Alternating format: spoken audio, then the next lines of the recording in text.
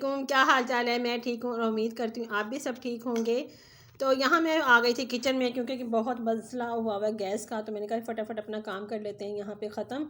तो मैंने लिया था ये बीफ का कीमा और इसको मैं ऊपर सिल पर पीस कर लेकर आई हूँ, बिल्कुल बारीक। पहले की मशीन में करवाया और फिर मैंने इसे बिल्कुल मशीन के अंदर पीस लिया है।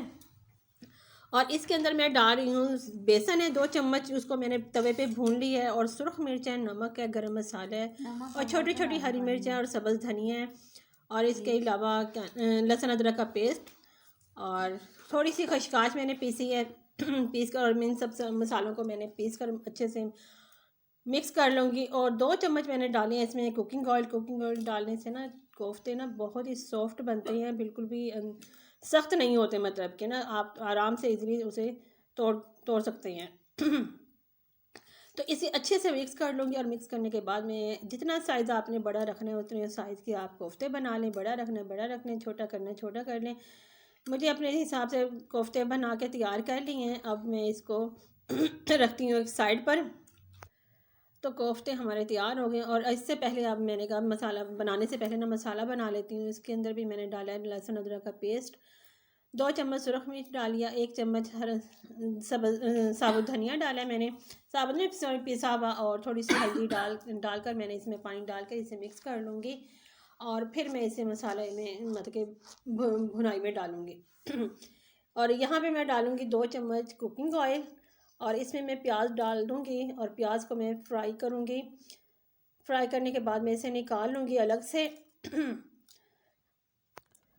प्याज को फ्राई करके मैं एक तरफ अलग से निकाल लूँगी ताकि इसको ना मैं ग्राइंड कर सकूँ। मैं इसके अंदर नहीं डालूँगी क्योंकि पीसी हुई प्याज मुझे डालनी है। और इसमें मैं डाल दूँगी ज़ीरा और साथ में डाल दूँगी जो मसाला तैयार किया था वो डालकर अच्छे से मैं भुनाई करूँगी। कच्चापन नहीं होना चाहिए मसाले के अंदर।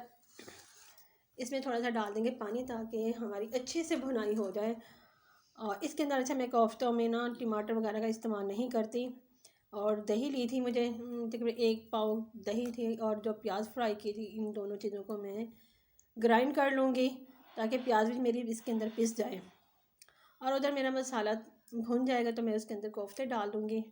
ये मसाला भुन गया है, अच्छे से भुनाई हो गई है। अब मैं इसके अंदर एक एक करके ना कोफ्ते डाल दूँगी सारे मेरा गला काफ़ी ख़राब हुआ है तो इसलिए मुझे वॉइस भी करने में प्रॉब्लम हो रही है, थोड़ा सा आप इग्नोर कीजिएगा। तो मैंने यहाँ पे दही डाल दी है और इसे 5 मिनट के लिए मैं कवर कर दूँगी ताकि ये सख्त हो जाए थोड़ा सा और टूटे नहीं। अब देखें हमारे कोफ्ते सख्त हो गए हैं। अब इसे ना हल्का सा मैं देखूँगी, चेक करूँगी हो गए सख्त। अब मैं इसको ना एक स्लाइस में भी लूँगी आहिस्ता आहिस्ता ना पकड़ के कपड़े से और इसे ऐसे हिलाऊंगी ताकि ना आराम से ये अपनी जगह से एक जगह से दूसरी जगह हो जाए। अब जब तक ये दही पानी छोड़ती है हम इसे कवर करते हैं। और दही ने सारा पानी छोड़ दिया। अब इसकी हम अच्छे से कर लेंगे भुनाई। इतनी अच्छे से भुनाई करनी है कि इसका ऑयल सारा अलग हो जाए और मसाला अलग हो जाए। ये देखें हमारे कोफ्ते बहुत अच्छे हो गए। बिल्कुल इस तरीके से बनाएंगे आप तो बिल्कुल नहीं टूटेंगे। अच्छा मेरे पास या तो आपके पास चने हो, चने डाल दें पीस कर। चने ना हो तो इसको कोई इशू नहीं है। जो बेसन होता है ना उसको बस थोड़ा सा भून लें तवे पर और आप इसमें डाल दें। कोफ्ते हमारे बहुत अच्छे से भुनाई हो गए। अब मैं इसमें डाल दूँगी पानी। जितना हमें ग्रेवी करनी है ना इतना ही मैं पानी डालेंगे और इसे कर देंगे कवर ताकि ये अच्छे से पक जाए, इसका पक जाए। तो जी चलें जी हमारे कोफ्ते हो गए हैं रेडी। माशाल्लाह माशाल्लाह बहुत अच्छे कोफ्ते बने हैं। और बस एंड में हमें डालूंगी इसके अंदर सब्ज़ धनिया।